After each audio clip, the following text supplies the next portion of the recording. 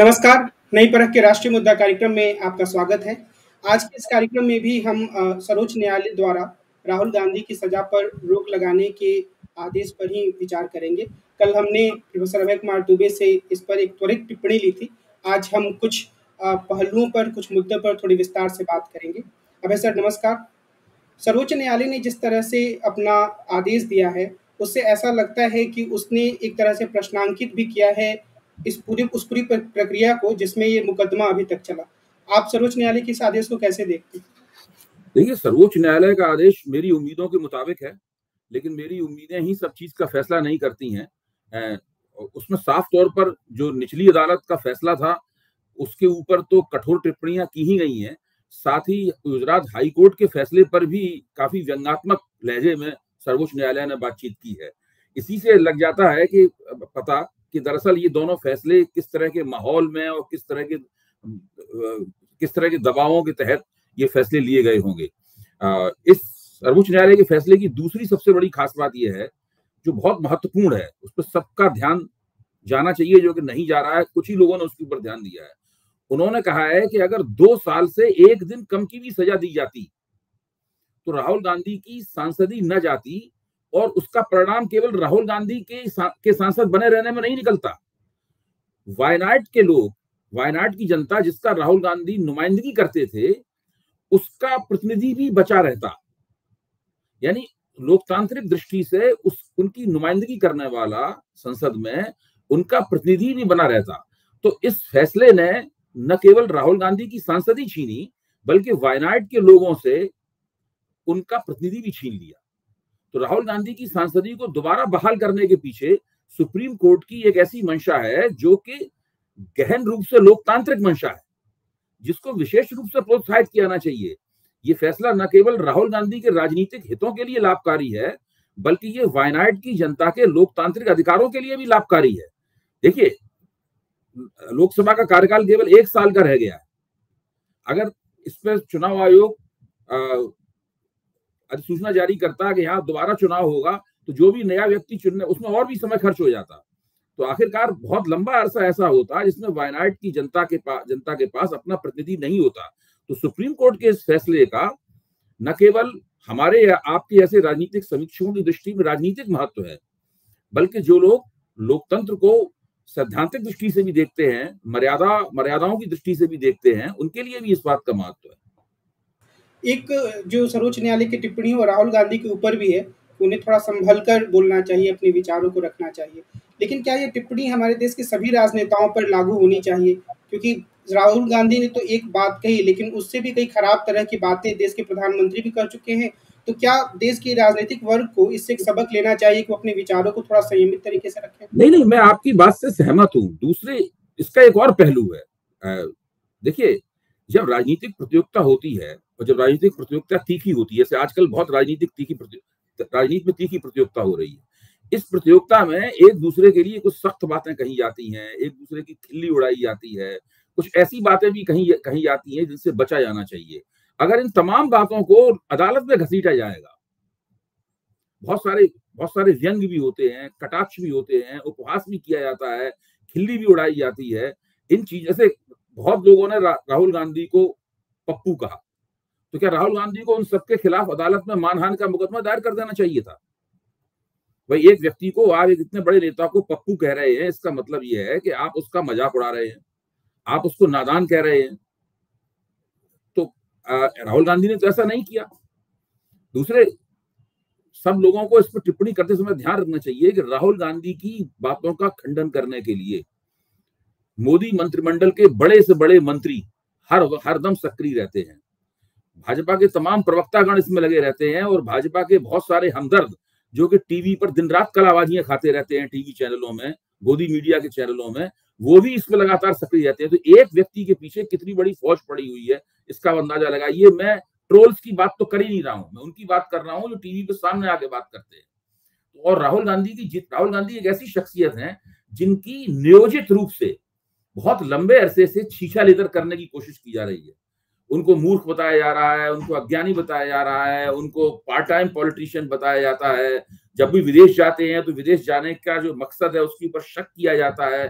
कुछ इस तरीके से पूरे कुछ उनको जमानत पर रिहा बताया जा रहा है, उनको भ्रष्टाचार का आरोपी बताया जा रहा है। कल ही एक टीवी चैनल पर उनको एक भाजपा प्रवक्ता ने उनको भ्रष्टाचार का आरोपी बताया, तो वहां पर एक बहुत बड़े वकील बैठे हुए थे, उन्होंने साफ तौर पर कहा कि राहुल गांधी पर भ्रष्टाचार का कोई भी मुकदमा नहीं चल रहा है, केवल एक निजी किस्म की कंप्लेंट है जो कि सुब्रमण्यम स्वामी द्वारा की गई कंप्लेंट है, उसको भी भ्रष्टाचार के मुकदमे के तौर पर नहीं किया जा सकता। तो राहुल गांधी को भ्रष्टाचार के मुकदमे में उन पर अभियुक्त मानना ये बिल्कुल तकनीकी रूप से और कानूनी रूप से गलत है, लेकिन उसका किसी ने परवाह नहीं की, वो सब वही बातें होती नहीं। तो ये जो हमारा प्रमुख विपक्षी है उसको लगातार अपमानित करना, ये तो इस देश में नियोजित रूप से कई साल से लगातार हो रहा है। और अब धीरे धीरे करके आप सोशल मीडिया पर जाएंगे तो आप पाएंगे कि सोशल मीडिया पर जो राहुल गांधी की पहले खिल्ली उड़ाई जाती थी वो तकरीबन बिल्कुल बंद है, अब कोई खिल्ली नहीं उड़ा रहा है। अब ज्यादातर मजाक अमित शाह और नरेंद्र मोदी को उड़ाया जाता है। जी, तो इससे क्या ऐसा लग सकता है कि जो भारतीय जनता पार्टी है, उसको इस आदेश से एक ऐसा झटका लगा है जो शायद 2024 के चुनाव तक उनको एक सबक देता रहेगा कि शायद उन्हें ऐसा काम नहीं करना चाहिए था? देखिए, कल मैंने एक बात कही थी, मैं आपके मंच पर इस बात को फिर से दोहराना चाहता हूं कि भारतीय जनता पार्टी को पहले से अंदाजा था कि सुप्रीम कोर्ट क्या फैसला देगा। मैं नहीं मानता हूं कि इतनी ऐसी पार्टी को ये मुगालता रहा होगा कि सुप्रीम कोर्ट राहुल गांधी की याचिका खारिज कर देगा। लेकिन इसके बावजूद भी भारतीय जनता पार्टी के प्रवक्ता और नेता इतने विचलित क्यों लगते हैं इस फैसले से? इसका सीधा मतलब है कि लोगों को पहले से पता होता है कि भूकंप आने वाला है, क्योंकि चेतावनी मिल चुकी होती है? तो उस वक्त की उनकी मानसिकता और जब भूकंप आ जाता है वास्तव में, उस वक्त की उनकी मानसिकता में बहुत जमीन आसमान का फर्क होता है। इनको मालूम था कि सुप्रीम कोर्ट ऐसा फैसला देगा, लेकिन जब सुप्रीम कोर्ट ने फैसला दे दिया तो बगले झांकते नजर आए। अपना बचाव किस भाषा में मजबूती से करना चाहिए था, ये भी वो नहीं कर पाए। जब उनसे कहा गया कि जब फैसला आने के बाद में कानून के मुताबिक ऑटोमेटिकली राहुल गांधी की सदस्यता खारिज हो जानी चाहिए थी, जो 24 घंटे के अंदर आपने खारिज कर दी, तब ऑटोमेटिकली उनकी सदस्यता बहाल भी हो जानी चाहिए। तो उसके ऊपर उनके पास कोई जवाब नहीं था इन बातों के ऊपर। तो सीधा सा मतलब है कि जो पूरा डिस्कोर्स चल रहा था, उस पूरे डिस्कोर्स को इस सुप्रीम कोर्ट के फैसले ने बहुत धक्का पहुंचाया है। आपको ध्यान होगा कि 2 ऐसे सांसद रहे हैं, एक राज्यसभा में और एक लोकसभा में, जो भारतीय जनता पार्टी की आंख की किरकिरी बने हुए। लोकसभा में राहुल गांधी और राज्यसभा में संजय सिंह इतने वरिष्ठ नहीं है, लेकिन संजय सिंह बने हुए हैं। इन दोनों को पहला मौका मिलते ही किस तरीके से सदन से बाहर निकाला जाए और इस तरीके से इनकी जो बुलंद आवाज है उस आवाज से छुटकारा पाया जाए, उससे बचा जाए, इसकी कोशिश भारतीय जनता पार्टी कर रही है। जैसे राहुल गांधी के खिलाफ फैसला आया, बिना एक क्षण का इंतजार भी किए हुए उनकी सदस्यता खारिज कर दी गई। इधर संजय सिंह को जिस बात पर पूरे सत्र के लिए निकाला गया, अगर आप देखें तो उसमें राज्यसभा के जो सभापति हैं, उपसभापति हैं, वो खुद ही सभापति हैं, वो खुद ही कहते हुए नजर आते हैं कि लाइए मोशन लाइए। तो ऐसी स्थिति है। और अब तो संजय सिंह ने तो आंदोलनकारी स्वभाव के व्यक्ति हैं वो, तो उन्होंने क्या किया है कि उन्होंने स्थायी रूप से संसद के बाहर जो है अपना अड्डा जमा लिया है। वो अपने निष्कासन के खिलाफ लगातार वहां बैठे हुए हैं और वहां लगातार विपक्ष के लोग जमा होते रहते हैं, वहां से भाषण चलते रहते हैं। तो वो अपने आप में प्रतिरोध का एक केंद्र बन गया है। यहाँ तक कि आम आदमी पार्टी के दूसरे सांसद जिनको निकाला गया, जिन्होंने ऑर्डिनेंस वाले बिल के पन्ने फाड़ के फेंके थे, वो भी वहीं जाके बैठ गए हैं। तो वो वहां दूसरे विपक्ष के सांसद नेता भी आते रहते हैं वहां पर। तो इस चीज को भी उन लोगों ने अपने लिए एक राजनीतिक प्रतिरोध का जरिया बना लिया है। एक चीज और है जो आपने कल ये बात कही थी और ये खड़गे के हवाले से आपने कही थी कि एक दिन तुरंत ही उनकी सदस्यता रद्द कर दी गई, पर अभी 24 घंटा से ज्यादा बीत चुका है, पर सदस्यता बहाल की जाएगी इसके बारे में कोई सुगबुगाहट नहीं है। और मैं मीडिया में ये देख रहा था कि लोकसभा सचिवालय इसका अध्ययन करेगा और अध्ययन करने की कोई समय सीमा नहीं है, वो लंबे समय तक कर सकते हैं। तो क्या ये चीज भाजपा को और नुकसान पहुंचाएगी? देखिए, जितनी इसमें देर होगी उतना ही भाजपा की साख गिरेगी। पब्लिक बेवकूफ नहीं है। यहां देखिए, जिस चीज को आप चुनाव शास्त्र की भाषा में स्विंग कहते हैं, वो स्विंग 2 तरह का होता है। एक स्विंग तो वो होता है, वो उन लोगों का होता है जो कि निष्पक्ष वोटर है, इन्होंने भाजपा के पक्ष में पिछली बार वोट दिया था। वो भाजपा के साथ जुड़े हुए वोटर नहीं है, मतलब भाजपा के साथ कोई खास हमदर्दी नहीं करते, लेकिन तत्कालीन परिस्थितियों के मुताबिक वोट दे देते हैं। एक तो उनका स्विंग होता है, एक उनका स्विंग होता है जो भाजपा के स्थायी वोटर हैं, वो स्विंग बहुत थोड़ा होता है, वो अदृश्य किस्म का न दिखाई देने वाला स्विंग होता है। और वो स्विंग जो है ना, वो सत्तारूढ़ पार्टी की कमर तोड़ देता है। सत्तारूढ़ पार्टी को उस स्विंग के बारे में कोई जानकारी नहीं होती, वो जब होता है तो सत्तारूढ़ पार्टी भौचक्की रह जाती है, जिस तरीके से 2004 में हुआ था, जहां भाजपा के 1.5% वोटर अदृश्य तरीके से गैर भाजपा पाले में चले गए थे, और अटल बिहारी की वाजपेयी की सरकार, जो कि नए मंत्रिमंडल बांटने की तैयारी कर रही थी प्रबोध महाजन की भाषा में, वो चुनाव हार गई थी, वो 10 साल तक सत्ता से बाहर रही। वो 1.5% का अदृश्य स्विंग, जो कि 2002 की मुसलमान विरोधी हिंसा के कारण हुआ था। ये सीएसडीएस के आंकड़ों के मुताबिक, लोक नीति के आंकड़ों के मुताबिक मैं कह रहा हूं, आपकी भी इस बारे में पुख्ता जानकारी होगी, मुझे यकीन है। तो वो उस तरह का अदृश्य स्विंग इस तरह की बातों से भाजपा के समर्थक वोटरों के बीच में घटित हो सकता है। और बड़ा वो वाला स्विंग जो निष्पक्ष वोटर है, भाजपा के समर्थन किया था, वो तो बड़ा स्विंग होता है। उसकी तो भाजपा कोशिश कर रही है कि वो स्विंग ना हो, लेकिन अपने समर्थक वोटरों के बीच में तो कोशिश भी नहीं करती है पार्टी, और वो स्विंग हो जाता है और पार्टी भौचक्की रह जाती है। इस तरह की घटनाओं से वो स्विंग होने का अंदेशा रहता है। एक चीज़ और है कि जैसे जब से बेंगलोर वाली बैठक हुई है, तब से मोटे तौर पर हम ये कह सकते हैं कि इंडिया अपने आप को एकजुट रूप में प्रस्तुत कर रहा है। चाहे मणिपुर में दल भेजने की बात हो, या फिर राहुल गांधी के बारे में जो आदेश आया, तो सब लोगों ने उसका एक खुले मन से स्वागत किया। तो ये कह सकते हैं कि इंडिया सही दिशा में आगे बढ़ रहा है, मतलब इंडिया गठबंधन। मैंने तो पिछले 10 साल में और उससे पहले भी विपक्ष की इतनी बढ़िया एकता कभी देखी नहीं। पिछले 10 साल में पहली बार ऐसा हुआ है कि सत्तारूढ़ दल के खिलाफ में एक प्री पोल अलायंस हुआ है। इसीलिए मैं इस बात को इस तरीके से भी कहता हूं कि भारतीय जनता पार्टी ने कर्नाटक का चुनाव हारा, हिमाचल प्रदेश का चुनाव हारा, दिल्ली महानगर पालिका का चुनाव हारा।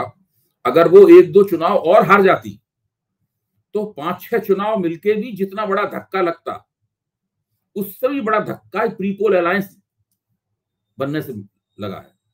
देखिए, भाजपा इस बात को जानती है अच्छी तरीके से कि प्री पोल अलायंस बनाने के फायदे क्या क्या है। 1977 में भाजपा के पूर्व रूप जनसंघ ने एक प्री पोल अलायंस में हिस्सा लिया था, जिसका नाम था जनता पार्टी। उसने इंदिरा गांधी की जमी जमाई सत्ता के धुर्रे उड़ा दिए थे उसने।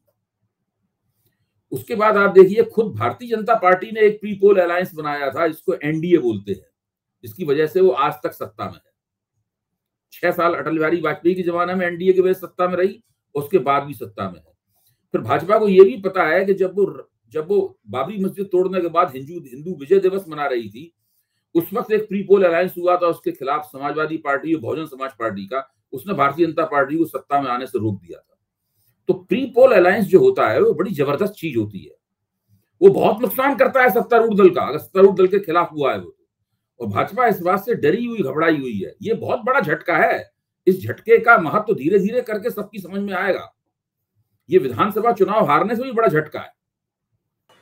इंडियन एक्सप्रेस में नीरजा चौधरी ने आज एक कॉलम लिखा है, जिसमें उन्होंने कहा है कि राहुल गांधी के बारे में सर्वोच्च न्यायालय का फैसला कांग्रेस के लिए एक दोधारी तलवार भी हो सकती है, और इंडिया गठबंधन के लिए भी, कि कांग्रेस राहुल गांधी को ज्यादा आगे ना करे, क्योंकि जो गठबंधन के घटक दल है उनकी असुरक्षा बढ़ सकती है।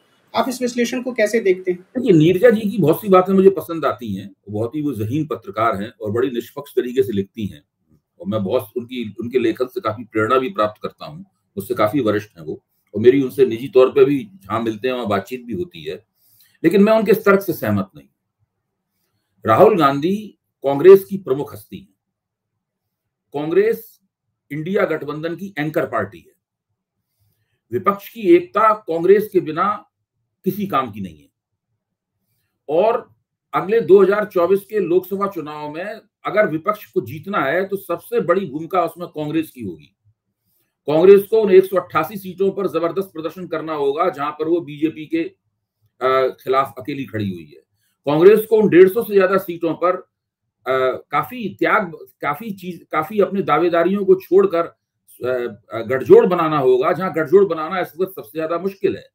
जैसे कि आप उत्तर प्रदेश की 80 सीटें हैं, दिल्ली की 7 सीटें हैं, पंजाब की 13 सीटें हैं, पश्चिम बंगाल की 42 सीटें हैं। अब देखिए, ये तो इतना 150 सीटें तो यही हो गई, इसमें और भी प्रदेशों की आप जोड़ दीजिए उसमें, तो वे राहुल गांधी को तो फोकस में लाना ही होगा। अच्छा, ये मानना कि राहुल गांधी के फोकस में लाने से, नीरजा जी के बात से ये भी लगता है कि राहुल गांधी को फोकस में लाने से सोनिया गांधी और मल्लिकार्जुन खड़गे के फोकस में कुछ कमी हो जाएगी, ऐसा नहीं हो सकता। राहुल गांधी अगर ये चाहते तो ये बंगलौर में ही कर सकते थे, लेकिन उन्होंने बड़ी होशियारी से, बंगलौर में वो उनकी सांसद ही जा चुकी थी, कोई बंगलौर की मीटिंग में प्रमुखता मिलने का सवाल, प्रमुखता मिलने में तो कमी तो ना थी उनकी। उन्होंने बड़ी होशियारी से और ठीक ही अपने आप को पीछे रखा। उनकी मां आगे आई, उनको गठजोड़ बनाने का बहुत अनुभव है, और मल्लिकार्जुन खड़गे आगे आए, उन्होंने उसमें प्रमुखता ली।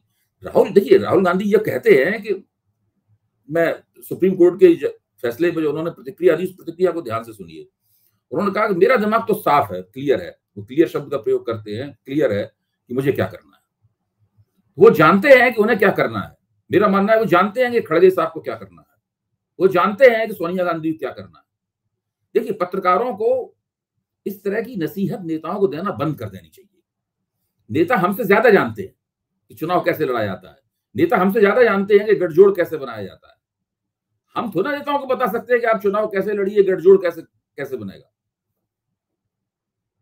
उसमें एक सुझाव जो एक पत्रकार की तरफ कांग्रेस पार्टी को दिया गया, जिसने मेरा ध्यान खींचा कल, वो ये था, विनोद शर्मा जी ने ये कहा कि जो कांग्रेस के कार्यकर्ता उत्सव मना रहे हैं, पटाखे छोड़ रहे हैं, उसको उनको इसको थोड़ा कम करना चाहिए, धैर्य रखना चाहिए और अपने काम पर ध्यान देना चाहिए। इस तरीके की का दिखावापन जो है वो कांग्रेस को नुकसान पहुंचा सकता है। देखिए, विनोद जी ने हमदर्दी के साथ ये सुझाव दिया है, और मैं उनकी राय का भी बड़ा सम्मान करता हूँ। लेकिन मैं कहना ये चाहता हूँ कि विपक्ष के पूरे 10 साल के राजनीतिक जीवन में आप देखिए, इस तरह के खुशी मनाने के क्षण बहुत ही कम आए हैं। वो बहुत कम चुनाव जीतते हैं, भाजपा पीछे भी रह जाती है, तब भी उनकी सरकार गिरा देती है। तो ये अब लगातार एक के बाद जल्दी जल्दी इस तरह के क्षण आ रहे हैं, तो जाहिर है कि आप कार्यकर्ताओं को अगर इस तरह की जीतों के ऊपर, भले ही जीतों का किरदार कितना ही फौरी किस्म का क्यों ना हो, अगर जीतों के ऊपर उत्सव मनाने से रोकेंगे तो उनके उत्साह में और कमी आएगी। देखिए, राजनीति की बड़ी सफलता कैसे हासिल होती है? कुछ छोटी छोटी सफलताओं को मिला के एक बड़ी सफलता बनती है। ऐसा नहीं होता कि एक ही बार में आपको बहुत बड़ी सफलता प्राप्त हो जाए। कोई राजनीति इस तरीके से नहीं चलती। जो राजनीति इस तरह से बड़ी सफलता पहुंचती है, उसी धड़ाम से नीचे भी गिरती है। जब आप छोटी छोटी सफलताओं पे मिलाकर एक बड़ी सफलता बनाते हैं, तब फिर वो सफलताएं दूर तक टिकती भी हैं। तो इन दोनों वरिष्ठ पत्रकारों की, नीरजा चौधरी और विनोद शर्मा की बात का सम्मान करते हुए मैं ये कहूंगा कि कांग्रेसियों को भी अपनी सफलता का उत्सव मनाने का अधिकार है। नाना पटोले का बयान आया कि 31 अगस्त और 1 सितंबर को मुंबई में बैठक होगी इंडिया गठबंधन की। तो अभी का जो फैसला है उसके लिहाज से उसको काफी मजबूती मिलेगी और उसके सामने चुनौतियां और बढ़ेंगी, या वो एक सही रास्ते पर आगे बढ़ रहा है? देखिए, केवल तारीख की घोषणा अभी हुई है, मुंबई बैठक होगी ये पहले से तय था। बंगलौर में ही इस बात का फैसला कर दिया गया था, और वो उद्धव ठाकरे उस बैठक के आयोजक होंगे। उन्होंने बंगलौर में खड़े होकर सबका स्वागत भी किया था कि आइए, आपका मुंबई में स्वागत है। तो वहां पर होगा, वहां पर। और मैं ये समझता हूं कि पहली बैठक पटना में हुई थी, और वो ठीक ही था कि वो नीतीश कुमार ने जो भूमिका निभाई थी विपक्ष को एकजुट करने में, तो पटना में पहली बैठक होना काफी उचित था, उसके माकूल था। दूसरी बैठक बंगलौर में हुई थी, कर्नाटक में जबरदस्त जीत से कांग्रेस का बड़ा भारी ग्राफ में बढ़ोतरी हुई थी, तो वो जगह भी ठीक थी। और तीसरी बैठक अगर महाराष्ट्र में हो रही है तो वो जगह भी इस लिहाज से माकूल है, क्योंकि वो भी विपक्षी गतिविधियों का और एक बहुत बड़ा हब है, और सबसे ज्यादा बड़ी साजिश बीजेपी तो महाराष्ट्र में ही कर रही है। तो ये महाराष्ट्र में बैठक होना बहुत अपने आप में उसका प्रतीकात्मक महत्व भी है। एक आखिरी सवाल इस बात से संबंधित है कि जो भारतीय जनता पार्टी है, उसकी जो मौजूदा स्थिति है, क्या वो उसमें पहले से आपको लगता है कि कमजोर दिख रही है, या फिर ये कुछ घटनाएं हो रही हैं जिसमें उसको थोड़ा सा झटका लगा है? पर मोटे तौर पर जो कहा जाता है कि मोदी जी इतने मजबूत हैं, वो जैसे ही सामने आएंगे चुनाव तो उनके पक्ष में ही जाएगा। देखिए, ये तो बेकार की बातें हैं, मुझे इनमें कभी इन बातों में विश्वास नहीं रहा। मैं मोदी मैजिक का जो फिक्रा है, इसमें विश्वास नहीं करता। इसी तरीके से मैं इसमें विश्वास भी नहीं करता कि चुनाव हिंदू मुस्लिम की वजह से हारा जीता जाता है। मैं जब ये इन बातों को लेकर, इन बातों के आधार पर लोग समीक्षा करने लगते हैं, तो वो सामाजिक शक्तियों का जो जो विन्यास बनता है, नया और बदलता है, उसकी तरफ ध्यान देने की ज़हमत नहीं उठाते और उसमें आलस का काम लेते हैं, इसलिए इस तरह की बातें की जाती हैं। तो मेरा मानना यह है कि भारतीय जनता पार्टी कमजोर पार्टी नहीं है। आज की तारीख में भी भारतीय जनता पार्टी इस देश की सबसे शक्तिशाली पार्टी है और उसको सबसे ज्यादा शक्तिशाली बनाने का श्रेय नरेंद्र मोदी को जाता है। अमित शाह को भी एक हद तक जाता है, लेकिन मुख्य तौर पर नरेंद्र मोदी को जाता है। नरेंद्र मोदी घबराए हुए कहीं से नहीं है, भारतीय जनता पार्टी भी घबराई हुई नहीं है, लेकिन ये जरूर है कि जो राजनीति का प्रवाह है वो एक तरफा नहीं रह गया है। केवल भाजपा की तरफ ही राजनीति का प्रभाव हो रहा था। अब राजनीति का प्रवाह ऐसा है कि भाजपा को अपनी तरफ मोड़ने के लिए काफी मेहनत करनी पड़ेगी। भाजपा को साफ दिख गया है कि ये अब मसला 2019 या 2014 ऐसा नहीं रहा। 2014 में तो कांग्रेस के खिलाफ एंटी इनकम्बेंसी थी, उसका लाभ इन लोगों को मिला था। 2019 में बालाकोट सर्जिकल स्ट्राइक और सब्सिडी तंत्र था, दोनों को मिलाकर मोदी जी को लाभ मिला। प्रश्न ये है कि इस बार किस चीज का लाभ उन्हें मिलेगा? अभी वो लाभ स्पष्ट रूप से नहीं दिखाई पड़ रहा है।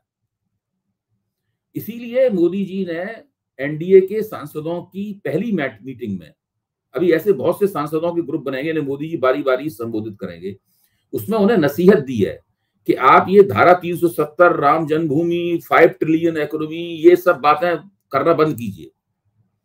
इनसे कुछ नहीं होगा। आप जनता से अपने संबंधों को बेहतर बनाइए, आप जनता के बीच में जाइए, उनकी दिक्कतों को दूर कीजिए। आप मोदी जी ने उनको ये नसीहत दी है, क्योंकि मोदी जी जानते हैं कि सांसदों के खिलाफ 10 साल पुरानी स्थानीय स्तर की बड़ी जबरदस्त एंटी इनकम्बेंसी है। तो सारे सांसदों के टिकट तो काट नहीं सकते, तो जिन जिन सांसदों को तिवारा टिकट मिलेगा उनको सबसे पहले तो अपनी निर्वाचन क्षेत्र में बहुत एंटी इनकम्बेंसी का सामना करना पड़ेगा। तो मोदी जी को उस एंटी इनकम्बेंसी को परास्त करने के लिए दुगनी तिगनी मेहनत करनी पड़ेगी। तो ये उन्होंने कहना शुरू कर दिया। वो जानते हैं कि जनता की दिक्कतें इस प्रकार की हवाई बातों से, कि विदेश की, मोदी जी का वहां अमेरिका में डंका पिट गया, मोदी जी का फलानी जगह डंका पिट गया, उन्होंने 5 ट्रिलियन इकोनॉमी की बात कर दी, या चंद्रयान चढ़ गया, उतर गया वहां पे, इस प्रकार की बातों से महंगाई, बेरोजगारी वगैरह और जो बैड गवर्नेंस है उसकी वजह से जो एंटी इनकम्बेंसी बनती है वो नहीं हटने वाली है। तो भाजपा को लग रहा है कि मेहनत बहुत करनी पड़ेगी। कुल मिलाकर राजनीति में आने वाले दिन और रोचक होने वाले हैं। खासतौर पे अगले हफ्ते अविश्वास प्रस्ताव पर बहस होगी, तो देखना है उस समय तक राहुल गांधी की सदस्यता वापस आती है या नहीं। लेकिन जिस तरह के मुद्दे आएंगे हम उन पर नजर रखेंगे और प्रोफेसर अभय कुमार दुबे के साथ हम लगातार इन पहलुओं पर चर्चा करते रहेंगे। अभय सर, बहुत बहुत धन्यवाद और हम अगले अंक में मिलेंगे और फिर आपसे अन्य मुद्दों पर बातचीत करेंगे। जरूर।